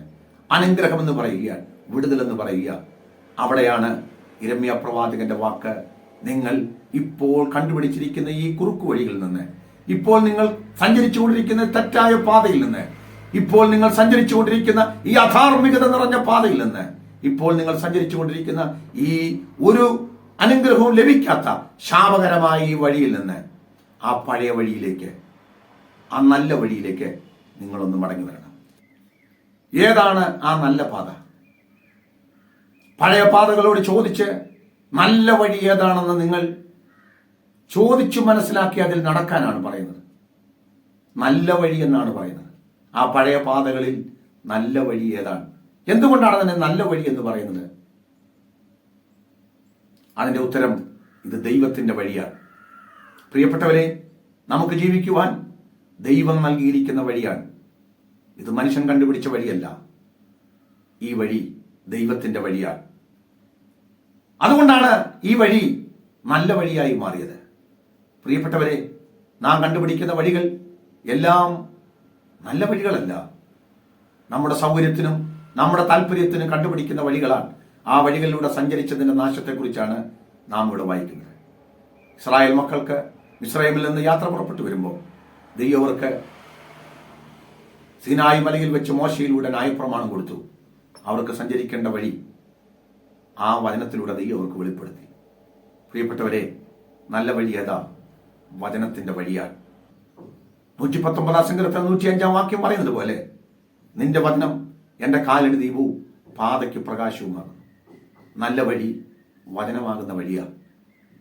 അവരോട് പറഞ്ഞു, നിങ്ങൾ എൻ്റെ ഈ വചനം അനുസരിച്ച് നടന്നാൽ ഒരനർത്ഥവും നിങ്ങൾക്ക് വരില്ല. ഈ വചനം നിങ്ങൾ മുറുകെ പിടിച്ചാൽ ഒരു ശത്രുവും നിങ്ങളെ പരാജയപ്പെടുത്തത്തില്ല. ഈ വചനം അനുസരിച്ച് നിങ്ങൾ ജീവിച്ചാൽ, അല്ലെ, അനുഗ്രഹം പറയുമ്പോൾ അവരോട് പറഞ്ഞിട്ടുണ്ട്, ഞാൻ നിന്നെ വാലല്ല തലയാക്കും. പ്രിയപ്പെട്ടവരെ, അനുഗ്രഹം എല്ലാവർക്കും ആവശ്യമാണ്. നന്മയും വിടുതലും എല്ലാവർക്കും ആവശ്യമാണ്. ശത്രുവിന്റെ മേൽ ജയം എല്ലാവർക്കും ആവശ്യമാണ്. പക്ഷേ വചനത്തെ പുറകിലെറിഞ്ഞാൽ, അല്ലെ, ഇസ്രായേൽ മക്കൾ എന്താ ചെയ്തത്? അവർ വചനം കേട്ടില്ല, വചനമനുസരിച്ചില്ല, വചനത്തെ അവർ ഇഷ്ടപ്പെട്ടില്ല. പ്രിയപ്പെട്ടവരെ, ഈ വചനമാണ് നമ്മെ ഉയർത്തുന്നത്. ഈ വചനമാണ് നമ്മളെ മാനിക്കുന്നത്. തിരുവഴുത്തിലേക്ക് നാം മടങ്ങി വരണം. ഈ പഴയ വഴി വചനത്തിന്റെ വഴിയാ. ഈ വചനത്തിന്റെ വഴിയിൽ എന്തുണ്ട്? ഉപദേശമുണ്ട്. ആൾക്കാർക്ക് ഉപദേശം ഇഷ്ടമല്ല. പക്ഷെ ഉപദേശം അനുസരിച്ച് നടന്നെങ്കിലേ നിത്യതയിൽ എത്തിച്ചേരുകയുള്ളൂ. ഈ വചനത്തിന്റെ വഴിയിൽ ശാസനയുണ്ട്. ശാസന ആൾക്കാർക്ക് ഇഷ്ടമല്ല. പക്ഷെ ഈ ശാസന നമ്മുടെ തലയ്ക്ക് എണ്ണയായിട്ട് മാറണം. Price the Lord. ഇതിനകത്ത് ഗുണീകരണമുണ്ട്, കറക്ഷനുണ്ട്, തെറ്റുതിരുത്തലുണ്ട്. തെറ്റുതിരുത്തുന്ന ആൾക്കാർക്ക് ഇഷ്ടമല്ല. പക്ഷെ തെറ്റുതിരുത്തി മുന്നോട്ട് പോയെങ്കിലേ നാം നേരായ പാതയിൽ നിത്യതയിൽ എത്തുകയുള്ളൂ. അല്ലേ? വചനത്തിന്റെ വഴി എന്താണ്? പഴയ വഴി. ഈ പഴയ വഴി എന്ന് പറയുന്നത് ദൈവബന്ധത്തിന്റെ വഴിയാണ്. എന്ന് വെച്ചാൽ കൂട്ടായ്മയുടെ വഴിയാ. ഈ പഴയ വഴി എന്ന് പറയുന്നത് ദൈവവുമായിട്ടുള്ള കൂട്ടായ്മയുടെ വഴിയാ. ദൈവത്തോട് അകന്ന് ജീവിക്കുന്ന ഒരു വഴി. ദൈവം ഒരു വശത്ത്, നമ്മളൊരു വശത്ത്. ഞായറാഴ്ച ആരാധനയ്ക്ക് ദൈവത്തെ ആരാധിച്ചതിന് ശേഷം ടാറ്റ പറഞ്ഞു പോകുന്നൊരു വഴിയല്ല. നിരന്തരം ദൈവവുമായിട്ടുള്ള സംസർഗത്തിന്റെ വഴിയാണ് ഈ വഴി എന്ന് പറയുന്നത്. ഇസ്രായേൽ മക്കൾക്ക് പറ്റിയത് എന്താണ്? നമ്മൾ ഓൾറെഡി ചിന്തിച്ചു കഴിഞ്ഞു. അവർ ഈ വചനത്തെ ഉപേക്ഷിച്ചതുകൊണ്ട് എന്റെ ഉള്ളം അവരിൽ നിന്ന് വിട്ടുമാറിയിരിക്കുന്നു. പ്രിയപ്പെട്ടവരെ, ദൈവ സാന്നിധ്യത്തിൽ വസിക്കുന്നതാണ് ഈ വഴി എന്ന് പറയുന്നത്. മഹത്വത്തിന്റെ പ്രത്യാശയായ ക്രിസ്തു നിങ്ങളുടെ ഉള്ളിലിരിക്കുന്നു എന്നാണ് വചനം നമ്മെ പഠിപ്പിക്കുന്നത്. കർത്താവ് തന്നെ ഇങ്ങനെ പറഞ്ഞു. യോഹന്നാന്റെ സുവിശേഷം 15-ാം അധ്യായത്തിന്റെ 5-ാമത്തെ വാക്യം കർത്താവ് ഇങ്ങനെ പറഞ്ഞു, ഞാൻ മുന്തിരിവള്ളിയും നിങ്ങൾ കൊമ്പുകളുമാകുന്നു. ഒരുത്തൻ എന്നിലും ഞാൻ അവനിലും വസിക്കുന്നുവെങ്കിൽ അവൻ വളരെ ഫലം കായ്ക്കും. എന്നെ പിരിഞ്ഞ് നിങ്ങൾക്ക് ഒന്നും ചെയ്യുവാൻ കഴിയില്ല. പ്രിയപ്പെട്ടവരെ, ഈ വഴി എന്ന് പറയുന്നത് ദൈവവുമായിട്ട് സജീവമായ ബന്ധത്തിൽ ജീവിക്കേണ്ട വഴിയാണ്. ദൈവത്തെ ഉപേക്ഷിച്ച് ജീവിക്കേണ്ട വഴിയല്ല, ദൈവവുമായി ചേർന്ന് ജീവിക്കേണ്ട വഴിയാണ്. ഈ വഴി ദൈവബന്ധത്തിന്റെ വഴിയാണ്, ദൈവവുമായിട്ടുള്ള കൂട്ടായ്മയുടെ വഴിയാണ്. ഇസ്രായേൽ മറന്നുപോയത് അതാ. ദൈവത്തെ ഉപേക്ഷിച്ചേച്ച് ഞങ്ങൾക്ക് രക്ഷപ്പെടാമെന്ന് ചിന്തിച്ചു. ദാനം കൊടുത്ത് ദൈവത്തെ ഒന്ന് പ്രസാദിപ്പിച്ചേച്ച് ഞങ്ങൾക്ക് തോന്നുന്ന വഴിയിൽ ജീവിക്കാമെന്ന് അവർ ചിന്തിച്ചു. ഇന്നും ഇത് തന്നെയല്ലേ ദൈവത്തെ ഉപേക്ഷിച്ചിട്ട് ജീവിക്കുന്ന ഒരു ജനത. ആരാധനയുണ്ട്, പ്രാർത്ഥനയുണ്ട്, അവരുടെ കാര്യങ്ങൾ നേടാൻ ദൈവം വേണം. പക്ഷേ എപ്പോഴും എൻ്റെ കൂടെ ദൈവം വേണ്ട. ഞാൻ പോകുന്നിടത്ത് എല്ലായിടത്തും ദൈവ സാന്നിധ്യം വരണ്ട. കാരണം ദൈവത്തിന് ഇഷ്ടമില്ലാത്തടത്ത് എനിക്ക് സഞ്ചരിക്കണം. പ്രിയപ്പെട്ടവരെ, യഥാർത്ഥ വഴി എന്ന് പറയുന്നത് ദൈവസഹിത്വത്തിൽ ജീവിക്കുന്ന വഴിയാണ്, ദൈവത്തോട് ചേർന്ന് നടക്കുന്ന വഴിയാണ്. അടുത്തതായി ഈ വഴി എന്താണ്? ഇത് ശരിയായ ആരാധനയുടെ വഴിയാണ്. ശരിയായ ആരാധനയുടെ വഴി. ഇസ്രായേൽ മക്കളുടെ ആരാധനയിൽ വന്നുപോയ പിഴവിനെ കുറിച്ച് നാം മനസ്സിലാക്കി. അവർ ദൈവത്തിന് ദാനങ്ങളെ കൊടുത്ത് പ്രസാദിപ്പിക്കാമെന്ന് ചിന്തിച്ചു. പക്ഷേ നിങ്ങൾ അറിയേണ്ട ഒരു യഥാർത്ഥ യാഥാർത്ഥ്യം, കർത്താവ് ഇരമ്യാവ് പറയാ, നിങ്ങൾ ഈ പഴയ വഴിയിലേക്ക് മടങ്ങി വരണം. പുതിയ നിയമത്തിലൂടെ നാം എന്താണ് അതിന്റെ അർത്ഥം മനസ്സിലാക്കുന്നത്? നമ്മൾ മടങ്ങി വരേണ്ട അല്ലെ ആ പഴയ വഴി. എന്തെങ്കിലുമൊക്കെ ദാനങ്ങൾ കൊടുത്ത് ദൈവത്തെ തൃപ്തിപ്പെടുത്തുക, നിങ്ങളുടെ പണം കൊടുത്ത് ദൈവത്തെ വിലക്ക് മേടിക്കാമെന്ന് ആരും ചിന്തിക്കരുത്. ദൈവാനുഗ്രഹം പ്രാപിച്ചെടുക്കാമെന്ന് ആരും ചിന്തിക്കരുത്. ദൈവത്തിന് നിങ്ങളുടെ ദാനങ്ങളിലല്ല താല്പര്യം, പകരം നിങ്ങളിലാണ് ദൈവത്തിന് താല്പര്യം. എന്താ അതിന്റെ അർത്ഥം? റോമാലേഖനം 12-ാം അധ്യായത്തിന്റെ 1-ാം വാക്യം എല്ലാവർക്കും അറിയാം. സഹോദരന്മാരെ, ഞാൻ ദൈവത്തിന്റെ മനസ്സിൽ ഓർപ്പിച്ച് നിങ്ങളെ പ്രബോധിപ്പിക്കുന്നത്, നിങ്ങൾ ബുദ്ധിയുള്ള ആരാധനക്കാരായി നിങ്ങളുടെ ശരീരങ്ങളെ ജീവനും വിശുദ്ധിയും ദൈവത്തിന് പ്രസാദമുള്ള യാഗമായി സമർപ്പിപ്പീൻ. വചനം കേൾക്കുന്ന പ്രിയപ്പെട്ടവരെ, നിങ്ങളുടെ ശരീരത്തെ ജീവനും വിശുദ്ധിയും ദൈവത്തിന് പ്രസാദമുള്ള ഒരു യാഗമായി ദൈവത്തിന് സമർപ്പിക്കുവാൻ നിങ്ങൾക്ക് കഴിയാത്ത കാലത്തോളം നിങ്ങൾ എത്ര ദാനം കൊടുത്തും, എത്ര പണം കൊടുത്തും, എത്ര കോടികൾ കൊടുത്താലും ദൈവത്തിന് നിങ്ങളിൽ പ്രസാദമില്ല. മഹത്വത്തിന്റെ പ്രത്യാശിയായ ക്രിസ്തു നിങ്ങളുടെ ഉള്ളിൽ വസിക്കുവാൻ നിങ്ങൾ ഇടം കൊടുക്കുന്നില്ലെങ്കിൽ, നിങ്ങളുടെ ശരീരം കൊണ്ട് നിങ്ങൾക്ക് ദൈവത്തെ മഹത്വപ്പെടുത്തുവാൻ നിങ്ങൾക്ക് കഴിയുന്നില്ലെങ്കിൽ, എത്ര പണം നിങ്ങൾ ചെലവാക്കിയാലും, അല്ലെ, എത്ര ഭൗതികമായ കാര്യങ്ങൾ നിങ്ങൾ അർപ്പിച്ചാലും അതിലൊന്നും പ്രസാദിക്കുന്നവനല്ല എൻ്റെ ദൈവം എന്ന യാഥാർത്ഥ്യം നിങ്ങൾ അറിയണം. ഈ വഴി ശരിയായ ആരാധനയിലേക്കുള്ള വഴിയാണ്. അത് നമ്മെ തന്നെ ദൈവത്തിന് അർപ്പിക്കുന്ന വഴിയാണ്. അടുത്തതായി ഈ വഴി എന്ന് പറയുന്നത് മാനസാന്തരത്തിന്റെ വഴിയാണ്. ദൈവസന്നിധിയിൽ കടന്നു വരുന്ന എല്ലാവരും പശ്ചാത്താപത്തോടെ, മാനസാന്തരത്തോടെ ജീവിക്കേണ്ട വഴിയായത്. പ്രവാചകൻ അവരോട് പറയുന്നുണ്ട്, 26-ാം വാക്യം, എന്റെ ജനത്തിന്റെ പുത്രി രട്ടുടുത്ത് വെണ്ണീറിൽ ഉരുളുക, ഏകജാതനെ കുറിച്ചെന്ന പോലെയുള്ള ദുഃഖവും കഠിനമായ വിലാപവും കഴിച്ചുകൊള്ളുക, സംഹാരകൻ പെട്ടെന്ന് നമ്മുടെ നേരെ വരും. വചനം കേൾക്കുന്ന പ്രിയപ്പെട്ടവരെ, ഈ വഴി മാനസാന്തരത്തിന്റെയും അനുതാപത്തിന്റെയും പ്രാർത്ഥനയുടെയും വഴിയാണ്.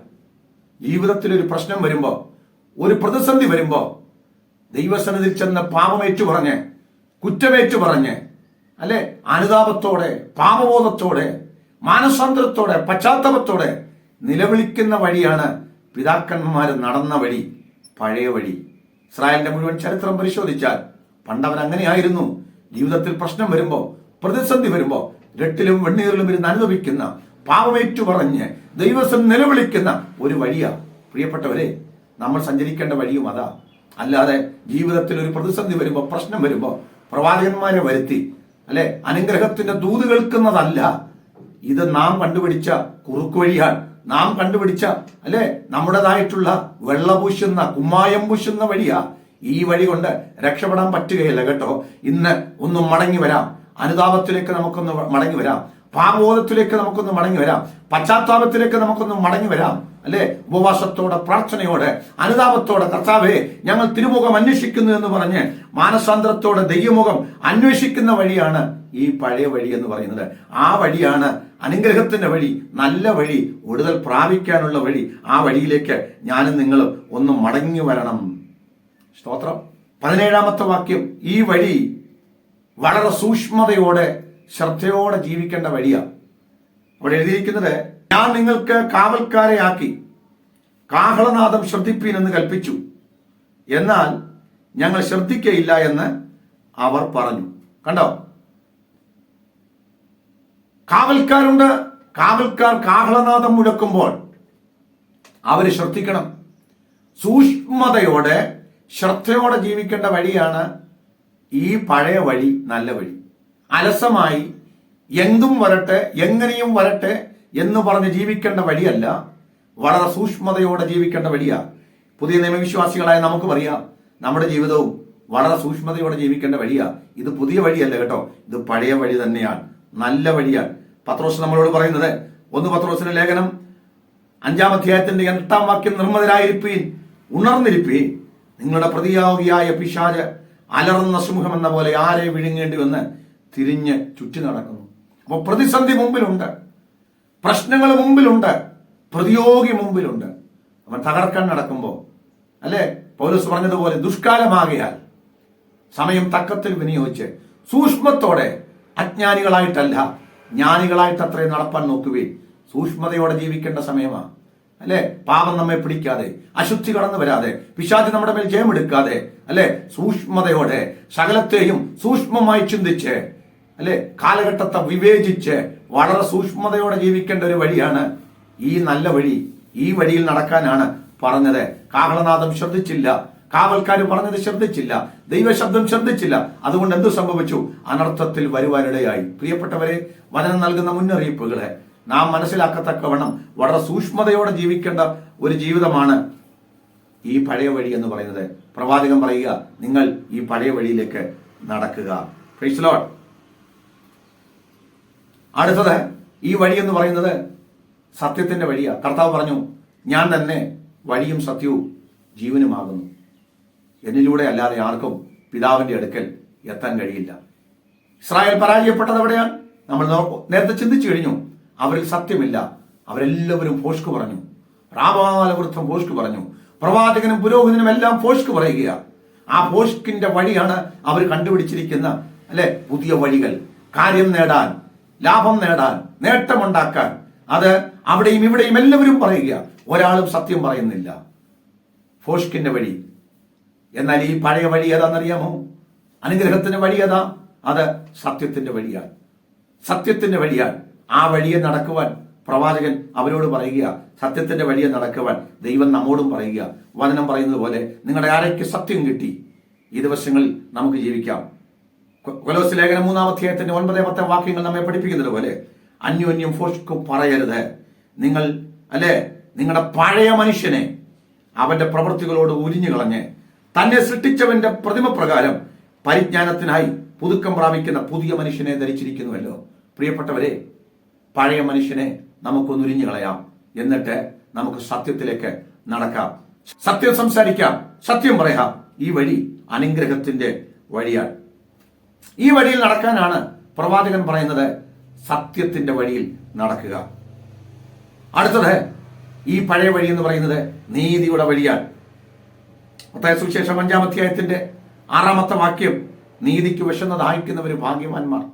പ്രിയപ്പെട്ടവരെ, സ്തോത്രം. അടുത്തതായിട്ട് ഈ വഴി എന്ന് പറയുന്നത് നീതിയുടെ വഴിയാണ്. ഈ പഴയ വഴി നീതിയുടെ വഴിയാണ്. Price the Lord.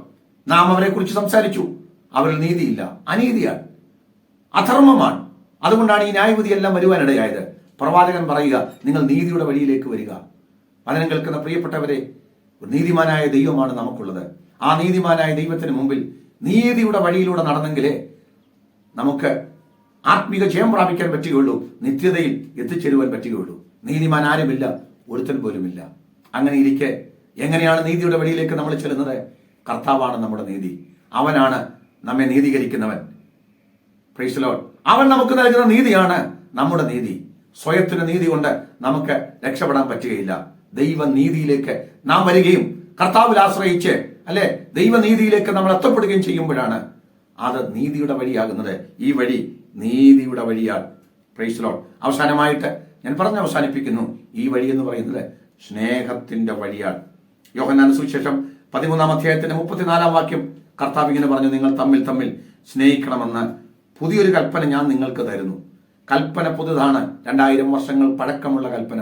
പക്ഷേ ആ കൽപ്പന കർത്താവ് തന്നെ പറഞ്ഞിട്ടുണ്ട്, അത് ഞാൻ നിങ്ങളോട് കൽപ്പിച്ചത് പുതിയ കൽപ്പനയല്ല, പഴയ കൽപ്പന തന്നെയാണ്. യോഹന്നാന്റെ സുവിശേഷം 1 യോഹന്നാൻ 2-ാം അധ്യായത്തിന്റെ 7-ാം വാക്യത്തിൽ പറയുന്നു, പ്രിയമുള്ളവരെ, പുതിയൊരു കൽപ്പനയല്ല, ആദ്യം മുതൽ നിങ്ങൾക്കുള്ള പഴയ കൽപ്പനയത്രേ ഞാൻ നിങ്ങൾക്ക് നൽകിയിരിക്കുന്നത്.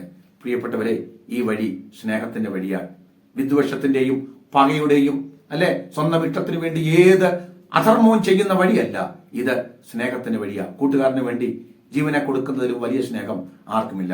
ദൈവത്തെ പൂർണ്ണ ഹൃദയത്തോടെ, പൂർണ്ണ മനസ്സോടെ, പൂർണ്ണ ആത്മാവോടെ സ്നേഹിക്കുന്ന വഴി, കൂട്ടുകാരനെ നമ്മെ പോലെ തന്നെ സ്നേഹിക്കുന്ന വഴി. ഈ വഴിയിലൂടെ നടക്കാനാണ് പരിശുദ്ധാത്മാവ് നമ്മെ ആഹ്വാനം ചെയ്യുന്നത്, പ്രവാചകൻ നമ്മെ വിളിക്കുന്നത്. പ്രിയപ്പെട്ടവരെ, ഈ വഴി നിത്യതയിൽ എത്തിക്കുന്ന വഴിയാ. കണ്ണുകളെ അടയ്ക്കാം, പ്രാർത്ഥിക്കാം. അളവ് കൂടാതെ ഞങ്ങളെ സ്നേഹിക്കുന്ന ഞങ്ങളുടെ വാഴ്ത്തപ്പെട്ട ദൈവമേ, പരിശുദ്ധനും നിത്യനുമായ സ്വർഗീയ നല്ല പിതാവേ, ഈ മനോഹരമായ നല്ല സമയത്തിനായി നന്ദിയോടെ ഞങ്ങൾ അങ്ങേ സ്തുതിക്കുന്നു. ഇസ്രായേൽ ജനത്തിന്റെ ജീവിതത്തിലെ പരാജയത്തെക്കുറിച്ച് അങ്ങ് ഞങ്ങളോട് സംസാരിച്ചു. സാമൂഹ്യ മണ്ഡലത്തിൽ, ധാർമ്മിക ജീവിതത്തിൽ, ആത്മിക ജീവിതത്തിൽ അവർ പരാജയപ്പെട്ടു. അതുകൊണ്ട് അവരുടെ ജീവിതത്തിൽ വലിയ അനർത്ഥങ്ങൾ വന്നു. ശത്രു അവർക്ക് വിരോധമായി വന്നു. അവർ വല്ലാതെ പീഡിപ്പിക്കപ്പെട്ടു, അവർ തകർക്കപ്പെട്ടു. എന്നാൽ അതിന് നടുവിൽ പ്രവാചകൻ അവരെ വിളിച്ചു പറഞ്ഞു, നിങ്ങൾ മടങ്ങി വന്ന് ആ പഴയ വഴിയിലേക്ക്, നല്ല വഴിയിലേക്ക് നടക്കുക എന്ന് അവരോട് സംസാരിച്ചു. ആ നല്ല വഴി എന്താണെന്ന് അങ്ങ് ഞങ്ങളോട് സംസാരിച്ചു. കർത്താവേ, ആ വഴിയിലൂടെ ഈ ദിവസങ്ങളിൽ നടന്ന് ദൈവിക അനുഗ്രഹം പ്രാപിക്കുവാൻ, നിത്യതയിലെത്തുവാൻ വചനം കേട്ട എല്ലാവരെയും സഹായിക്കണമേ. പിശാച് ഞങ്ങളെ വഞ്ചിപ്പാൻ അനുവദിക്കരുത്. കർത്താവേ, ശത്രു ഞങ്ങളുടെ മേൽ ജയമെടുപ്പാൻ അനുവദിക്കരുത്. എല്ലാവരെയും കർത്താവ് ആശീർവദിക്കണമേ. വചനം കേട്ട സകലരുടെ മേലും ദൈവാനുഗ്രഹം പകരണം.